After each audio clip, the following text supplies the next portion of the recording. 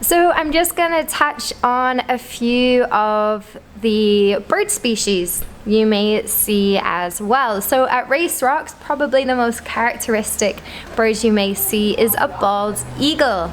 Now, if you're Canadian, you probably have seen lots of bald eagles before, but the first time I saw a bald eagle was here in the Salish Sea, so please don't underestimate what an awesome sight it is to see a bald eagle.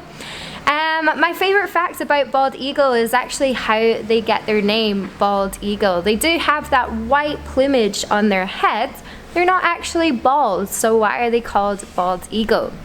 Well, bald actually comes from the Old English language. And back in the day, the Old English language, bald just meant white or grey hair. So bald actually means that it has hair. It doesn't mean that it's hairless. It's just the modern language of bald means that it's hairless. So quite like that fact.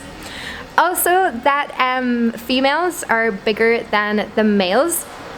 That's because they do more incubation of the eggs, so they do have to lay the eggs first, and then they do tend to get the larger prey items from the sea. So they will pick up some fish and bring them back to the nest, and that's normally the female, hence why she is bigger. And you can see them in pairs. They are monogamous, so they do tend to stick with the same mating pair for the rest of their lives, but eagle divorce is not uncommon and they can switch it up sometimes. So you will hopefully get a chance to see some beautiful bald eagles. So another bird species that you will see at Race Rocks, hopefully some oyster catchers. They will be going around the intertidal zone looking for those crustaceans.